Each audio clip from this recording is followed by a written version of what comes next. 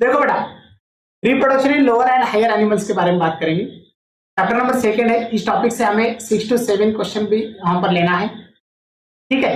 अब देखो, ज्यादा तो इस टॉपिक में हमें सीधा सीधा दिया है सेक्सुअल रिप्रोडक्शन। ये सेक्सुअल रिप्रोडक्शन यहाँ पर पूरी तरह से डिलीटेड पोर्शन है, तो आप बच गए बेटा वहां पर सेक्सुअल रिप्रोडक्शन। जो सेक्सुअल रिप्रोडक्शन होता है इसकी डेफिनेशन भी आपको पता है। जो रिप्रोडक्शन गैमेटोजेनेसिस के बाद होता है या फिर फ्यूजन ऑफ गैमेट्स से होता है, उससे हम क्या बोलेंगे? सेक्सुअल रिप्रोडक्शन बोलेंगे। इसे एम्फीमिक्सिस बोलते हैं बेटा। क्या बोलते हैं?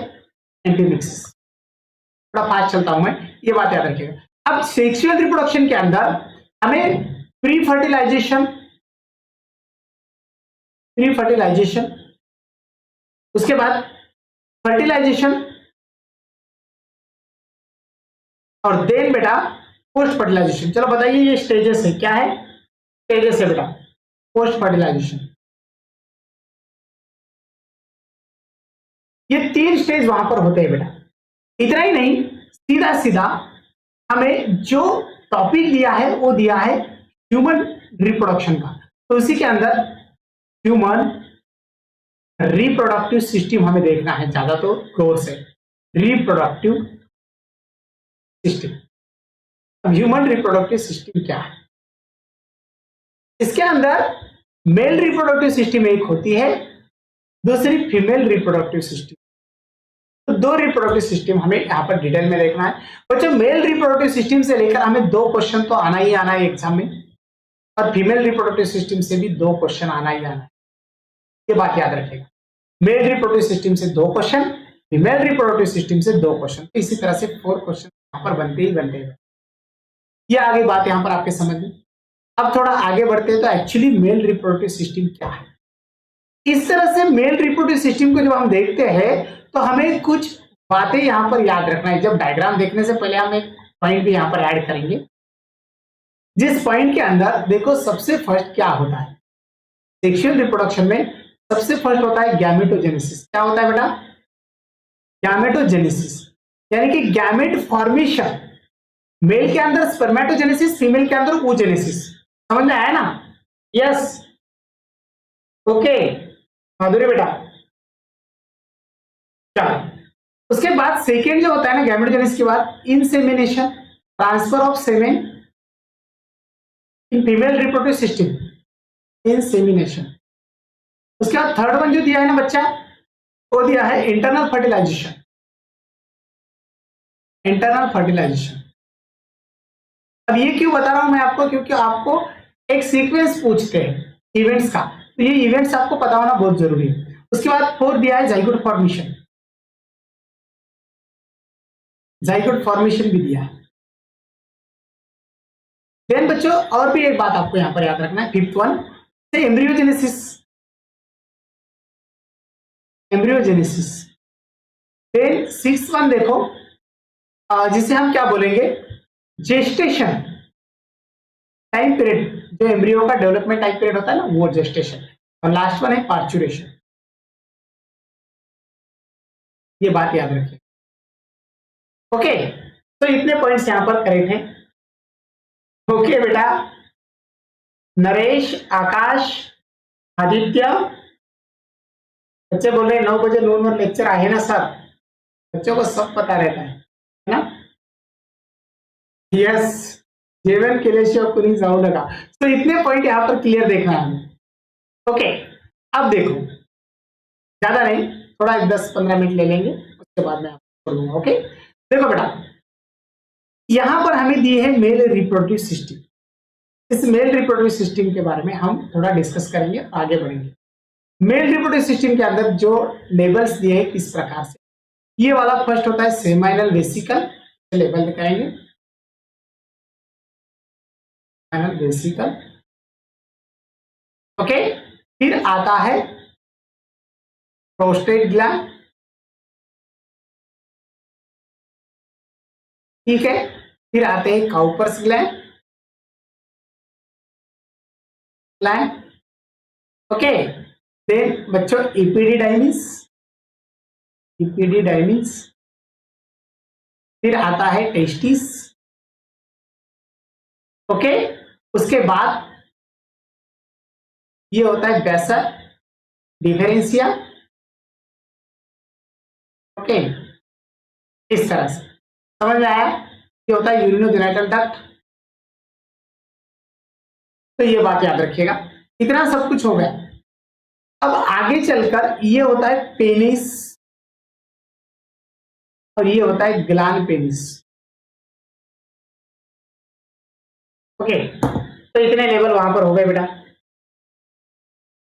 यस बेटा यस। तो बाकी जो बचा हुआ पोर्शन है कल के सेशन में कंप्लीट करेंगे, नो प्रॉब्लम। बच्चे बोले सर भूख लगी है, कई बच्चे ऐसे बहुत जोर से, उसे हम क्या बोलते हैं मराठी में, अभी मुझे तो उतना याद नहीं आ रहा है, लेकिन बच्चे बोल रहे हैं कि सर अभी चलो चलना है। ओके, कोई बात नहीं। कई बच्चे बोल रहे हैं सर कंटिन्यू करो। ओके, करेंगे या रुकेंगे? चलो करेंगे। ओके, कंटिन्यू करेंगे। यस, ओके, चलो कोई बात नहीं बेटा। थोड़ी सी इस डायग्राम को एक बार डिस्क्राइब करते हैं, उसके बाद बात करेंगे। तो ये 7 नंबर वाला जो होता है, इसके बारे में हमने डिटेल बात की है। अब आगे चलकर देखो, आपको प्रोस्टेट ग्लैंड भी दिखाई दे रहे हैं, कॉपर्स ग्लैंड भी यहां पर दिखाई दे रहे हैं। इतना ही नहीं, पेनिस और ग्लैंड पेनिस का स्ट्रक्चर है। तो ये मेल रिप्रोडक्टिव सिस्टम का पार्ट आपको दिखाई देता है।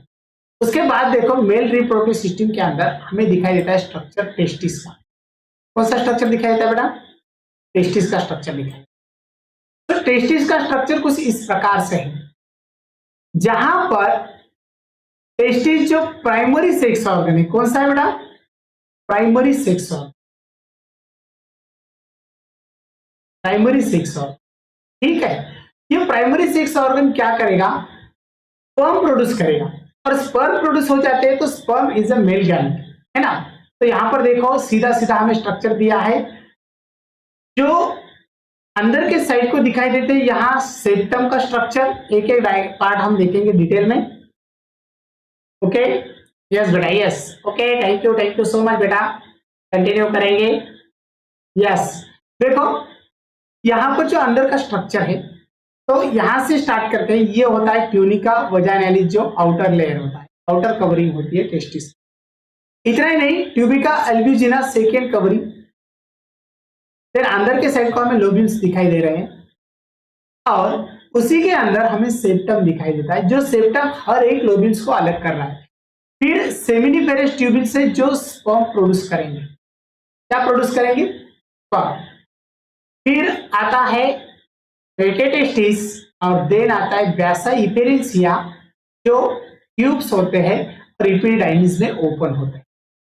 इपिडाइमिस के अंदर अगर ओपन होने के बाद वैसा डिफरेंशिया से जो भी इजाकुलेशन है वो बाहर आ जाएगा, और इजाकुलेशन सीधा चलता है पेनाइल एरिया की तरफ। एपिडाइमिस का हेड दिखाई दे रहा है, हेड ऑफ द एपिडाइमिस। उसके बाद बॉडी का एरिया है एपिडाइमिस का, और लास्ट वन है द टेल। हेड, बॉडी और टेल तीनों स्ट्रक्चर यहाँ पर दिखाई दे। फिर ज्यादा तो क्वेश्चन आपको हिस्टोलॉजी के ऊपर पूछे, टेस्टिस के। हिस्टोलॉजी में क्या दिखता है? हिस्टोलॉजी में देखो बेटा, कनेक्टिव टिश्यूज है हमारे पास ये वाले, और अंदर के साइड में हमें दिखाई देते हैं interstitial cells, that is the Leydig cells, जो टेस्टोस्टेरॉन सीक्रेट करेगी। क्या सीक्रेट करेगी? टेस्टोस्टेरॉन। समझ में आता है? तो ये मेल हार्मोन्स होता है, जो मेल सेक्सुअल हार्मोन है वो सीक्रेट करता है बच्चा। ठीक है, मेल हार्मोन सीक्रेट करता है। ओके, अब देखो seminiferous tubules, that is the responsible to the production of the sperm cell. यहां पर सेरोटोनिन सेल है, जो नरिशमेंट का वर्क करेगी, जैसा टैपेटम सेल वर्क करते थे उसी प्रकार से इनका वर्क चलेगा। ये टीएस ऑफ टेस्टिस बन गया, और अंदर के साइड में हमें दिखाई देते हैं स्पर्मेटिड्स। अब जो भी डेवलपमेंट चलेगी किस प्रकार से चलेगी, जो भी डेवलपमेंट चलती है ना वो किस प्रकार से देखेंगे। उसके बाद देखो थोड़ा फीमेल रिप्रोडक्टिव सिस्टम का भी एक्सटर्नल स्ट्रक्चर दिया है। उसके बाद चलते हैं ओरी के स्ट्रक्चर तरफ। अब ये वाला पार्ट है, ये बन गया फंडिक एरिया। यस, उसके बाद ये बनता है फैलोपियन ट्यूब का एरिया। फैलोपियन ट्यूब, ये बनेगा एम्प्यूला, ये बनते हैं बेटा फिमरी, और ये होता है वोविडक्ट, ये होता है एपिमेट्रियम, ये होता है ओवरी, ये होता है फिमरी, फिर आता है एंडोमेट्रियम। यस यस बेटा, एंड्रोजन भी करेक्ट है गणेश बेटा। ओके, FSH करेक्ट है। अब देखो ये होता है सेरिविक्स और ये होता है वजाइनल कैनाल। ओके, तो ये फीमेल रिप्रोडक्टिव सिस्टम का पूरा डायग्राम। अभी हमें ज्यादा तो क्या पूछते हैं, हमें पूछते हैं टीएस ऑफ द ओरी। ओरी का टीएस जब देखेंगे हम, तो आपको एक बात यहां पर याद रखना है बेटा, सबसे फर्स्ट वाला जो लेयर होता है उस लेयर से हम अंदर चलेंगे। ठीक है, तो अभी देखो ये ब्लड वेसल्स बन गए जो ब्लड प्रोवाइड करते हैं ओरी को। इतना ही नहीं, ओरी के अंदर हमें मेडुला रीजन दिखाई दे रहा है पूरी तरह से, फिर कॉर्टेक्स रीजन दिखाई देता है, उसके बाद अंदर चलता है oogenesis यानी कि ओहम प्रोडक्शन। जो ओहम होते हैं फर्स्ट डेसिस जिसे हम बोलेंगे प्रीमॉर्डियल फॉलिकल्स, प्रीमॉर्डियल फॉलिकल्स के बाद आते हैं प्राइमरी फॉलिकल्स, फिर हमें सेकेंडरी फॉलिकल दिखाई देते हैं, तो ये 12 डे तक चलेगा पूरा। उसके बाद tertiary follicle, then mature follicle, फिर oocytes होता है, 14 डे को ओहम बनता है बेटा ओवुलेटेड फेज के अंदर। और जर्माइनल इपिथेलियम से तो ये लेयर है, और अगर ओहम वहां पर पास आउट होता है एम्पुला के अंदर, एम्पुला के अंदर पास आउट हो गया तो कॉर्पस जो है, उसी कॉर्पस से आगे चलकर हार्मोनल सिक्रेशन की प्रोसेस चालू होती है, फिर कॉर्पस ल्यूटियम और कॉर्पस अल्बिकन्स, और उसके बाद FSH LH, ये हमें वहां पर मिलते हैं हार्मोन्स, है ना। तो ये बात यहां पर याद रखना है। यस, बच्चे बोल रहे थोड़ा स्लो प्लीज, क्या हो रहा है। ओके, सुमेध बेटा, प्रेरणा बेटा, यस ओके, श्रुति बेटा, क्या कर रहे हैं बच्चे। चलो रेडी, चलना है ना, रेडी।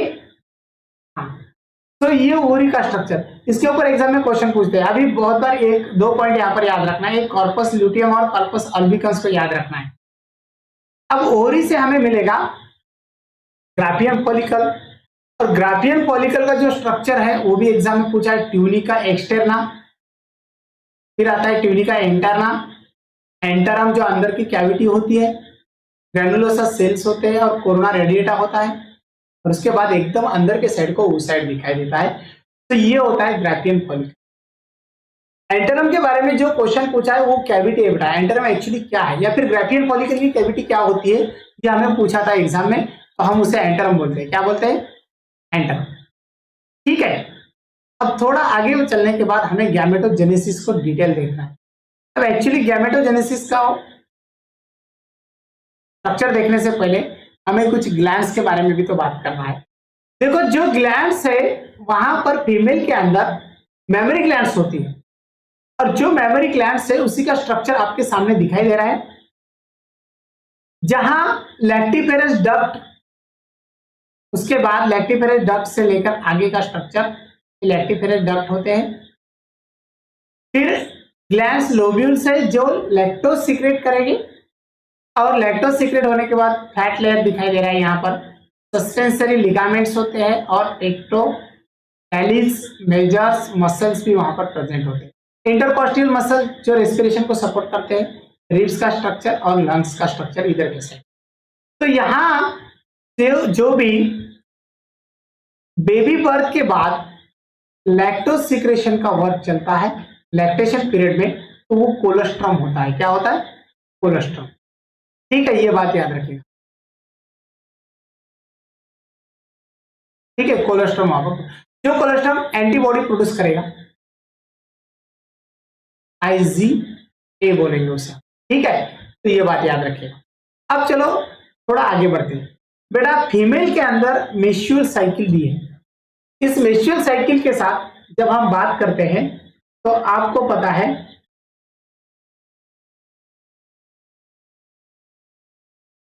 ओके, यस बेटा यस। अरे भाई झगड़े मत करना, झगड़े नहीं करना है।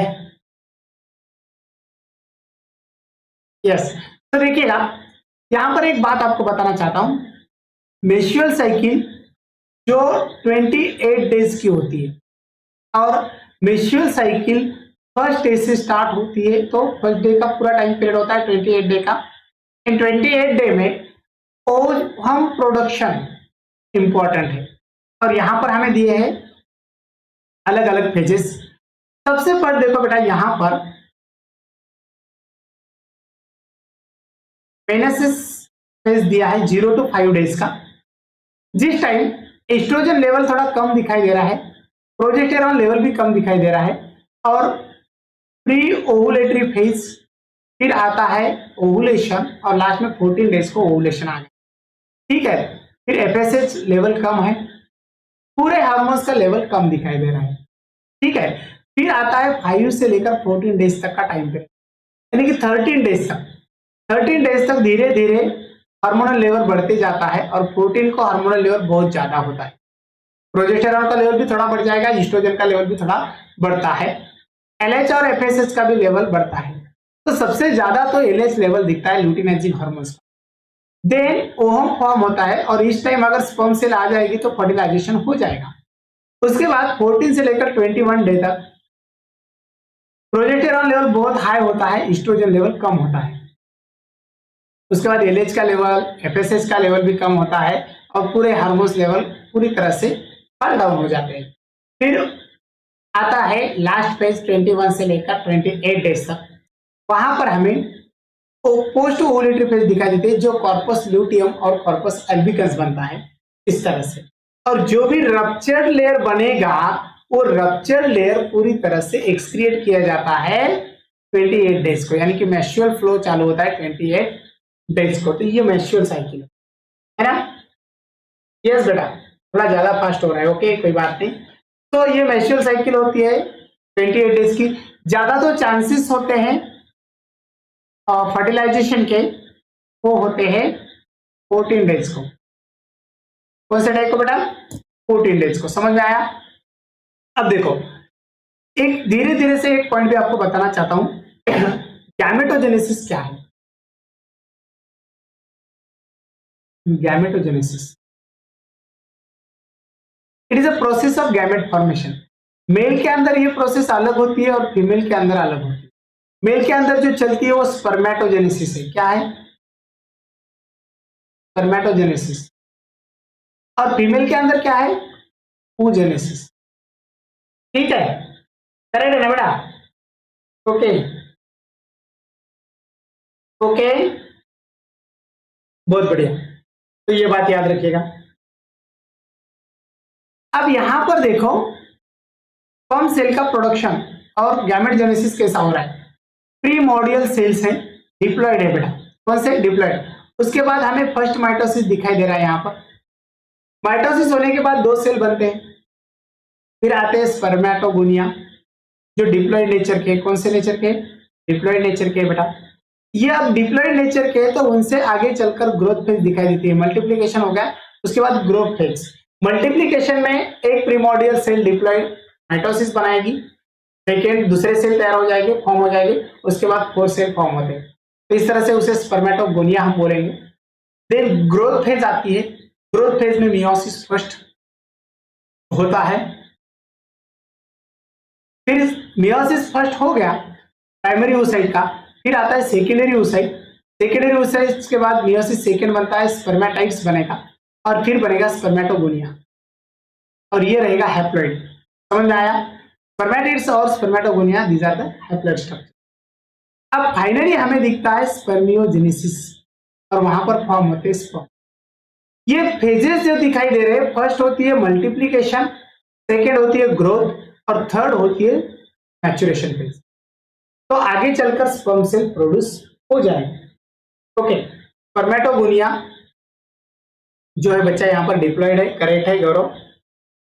यस कल्पना बेटा? ओके, अब स्पर्म सेल का स्ट्रक्चर एक्चुअली इस प्रकार से है। आगे के साइड में दिखाई दे रहा है एक्रोसोम, जो ओवम में एंट्री मिलाने के लिए जरूरी होता है।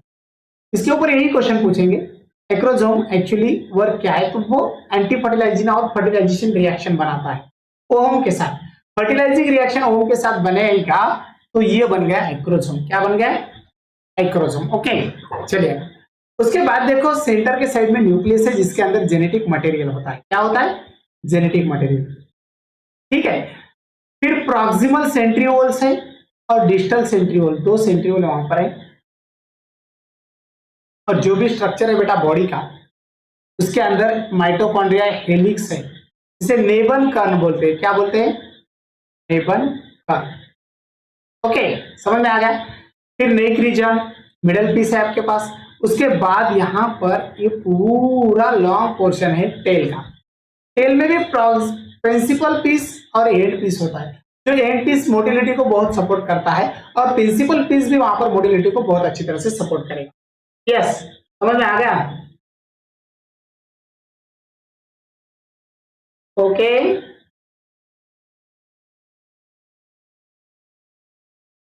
चलो बहुत बढ़िया बेटा। चलो, तो ये स्ट्रक्चर, ये डायग्राम एग्जाम में भी पूछते हैं, लेकिन आपको आपके एग्जाम के दौर पर नेबल का ये लेवल अच्छी तरह से याद रखना है। और उसके बाद न्यूक्लियस को भी याद रखेंगे हम, एक्रोसोम को भी याद रखेंगे। अब चलते हैं फीमेल ओवम फॉर्मेशन या फिर oogenesis के बारे में। oogenesis के अंदर 3 फेजेस है, मल्टीप्लिकेशन, ग्रोथ फेज और मैच्योरेशन। जो भी यहाँ पर पीजीसी सेल दिखाई दे रही है जो डिप्लॉयड नेचर की है, तो उस सेल से आगे चलकर हमें 2 सेल दिखाई देते हैं। वहां पर माइटोसिस होता है बेटा। माइटोसिस के बाद ओगोनिया प्रोड्यूस हो जाएंगे, तो हमें 4 सेल दिखाई दे रहे हैं। टोटल ओगोनिया डिप्लॉयड है। उधर स्पर्मेटोगोनिया भी क्या था? डिप्लॉयड था। इधर ओगोनिया भी डिप्लॉयड है। उसके बाद प्राइमरी oocyte फॉर्म होते हैं, लेकिन वो ग्रोथ फेज रहेगी। प्राइमरी oocyte से पोलर बॉडी बनेगी। फर्स्ट मियोसिस बन जाएगा, पोलर बॉडी बनेगी। वो पोलर बॉडी हैप्लॉइड रहेगी, प्राइमरी oocyte डिप्लॉयड रहेगा। मियोसिस सेकंड बनता है तो पोलर बॉडी सेकंड बनते हैं। और इधर के साइड को ओवम मैच्योर होता है, जो मैच्योरेशन फेज के अंदर हमें दिखाई दे रहा है। तो ओवम हैप्लॉइड है। क्या है? हैप्लॉइड है। इस तरह से oogenesis प्रोसेस फीमेल के अंदर चलती है। फीमेल के अंदर oogenesis प्रोसेस चलने की वजह से हम क्या एक्सप्लेन कर सकते हैं? तो हम फीमेल को oogenesis प्रोसेस के अंदर देखते हैं तो ओवम वहां पर उसे बोलेंगे। इसे जो प्रोड्यूस होने वाला स्ट्रक्चर है वो ओवम है। क्या है? ओवम है। ये बात यहाँ पर याद रखिएगा। इनहेरिटेंस एंड वेरिएशन भी लेना है, बच्चे बोल रहे हैं। Yes, okay, yes, okay. चलो, तो ये बात यहाँ पर ओवम प्रोड्यूस होता है। यहाँ पर पोलर बॉडी को याद रखना है बेटा। ये पोलर बॉडी कितने हैं? देखो लास्ट टाइम में 3 पोलर बॉडीज दिखाई दे रहे हैं, ये वाले। ओके, अब देखो फर्टिलाइजेशन बनता है। फर्टिलाइजेशन बन गया यानी कि fusion of the 2 gametes. Fertilization का मतलब क्या होता है? Fusion of 2 gametes. Fusion of 2 gametes. कितने गैमेट्स हो गए? 2 गैमेट्स, एक मेल गैमेट दूसरा फीमेल गैमेट। ठीक है, स्पर्म सेल की एंट्री हो गई। एंट्री होने के बाद, हेड की एंट्री होने के बाद सेकेंड स्टेज में क्या होता है? न्यूक्लियर का फ्यूजन होता है। न्यूक्लियर का फ्यूजन हो गया तो आगे चलकर जाइगोट फॉर्मेशन होता है। तो ये फाइनली जाइगोट यहाँ पर, यानी कि फर्टिलाइजेशन का एंड प्रोडक्ट होता है जाइगोट। अब जाइगोट बन गया तो क्या मिलेगा नेक्स्ट? नेक्स्ट मिलता है डेवलपमेंट। लेकिन जो भी डेवलपमेंट है वो किस प्रकार से? देखो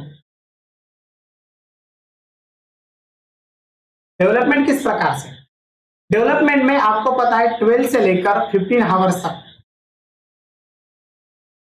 12 से लेकर 15 आवर्स तक पोलर बॉडी बनेगी। उसके बाद यहाँ पर गैस्ट्रुला रहेगा। क्लीवेज फर्स्ट है, ये 2 सेल स्टेज बोलते हैं उसे। फिर 4 सेल स्टेज जो 24 से 30 आवर्स तक चलेगी। उसके बाद 8 सेल स्ट्रक्चर रहेगा, सी।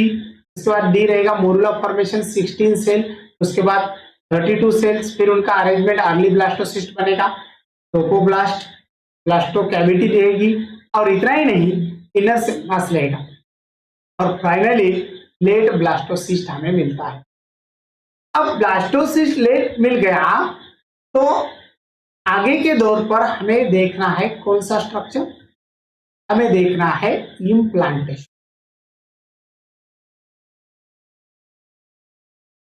तो आपको एग्जाम के दौर पर मोरूला को याद रखना है, मोरूला, है ना? यस सर, चार्ट ऑफ कर दीजिएगा। क्या हो गया भाई? ओके, अरे भाई दोस्त है ना, झगड़े नहीं करना है। मेरी जिंदगी सवारी मुझको गले लगा के बैठा दिया पलक पे, मुझे खाक से उठा के, यारा तेरी यारी को मैंने तो खुदा माना, याद करेगी दुनिया तेरा मेरा अफसाना, है ना? यस ओके, चलो। तो मोरूला ये याद रखना है स्ट्रक्चर। उसके बाद लेट ब्लास्टोसिस्ट, लेट ब्लास्टोसिस्ट, ये दो बातें याद रखिएगा। थोड़ा आगे बढ़ता हूं, बताता हूं इम्प्लांटेशन क्या होता है। इम्प्लांटेशन का मतलब क्या होता है, थोड़ा क्लियर करवाऊंगा मैं।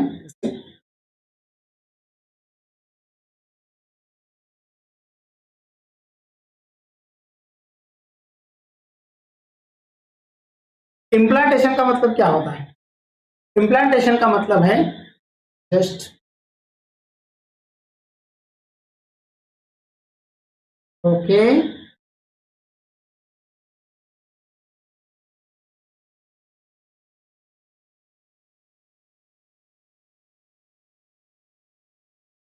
इम्प्लांटेशन, इम्प्लांटेशन का मतलब होता है फिक्सिंग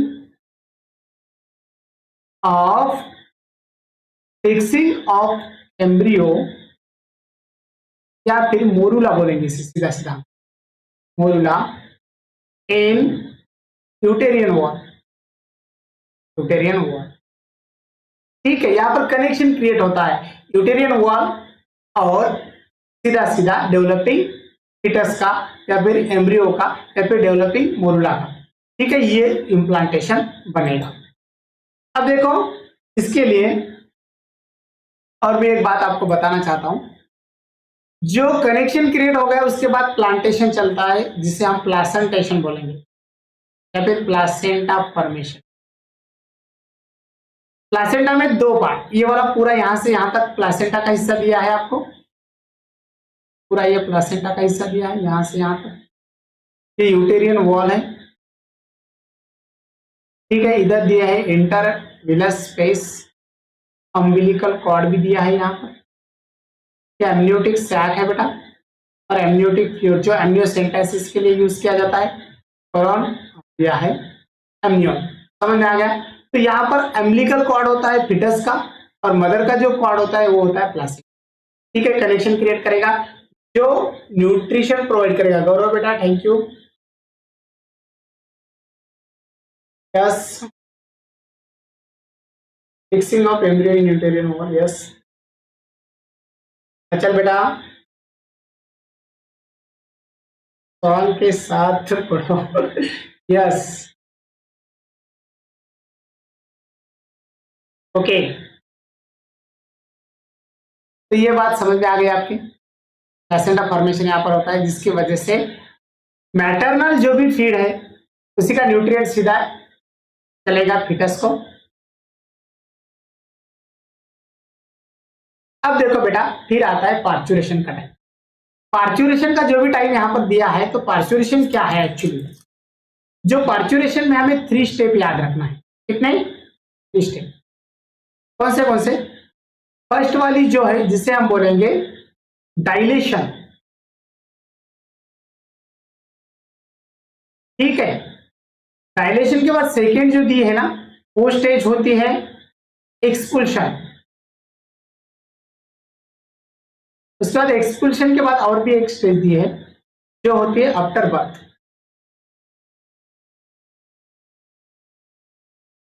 ओके, अब जो जेस्टेशन पीरियड होता है वो होता है 280 डेज का, याद रखिएगा। तो मैं अलग पेज से आपको बताऊंगा जेस्टेशन पीरियड। जेस्टेशन पीरियड जो होता है ना वो होता है 280 डेज का। कितना होता है? 280 डेज का।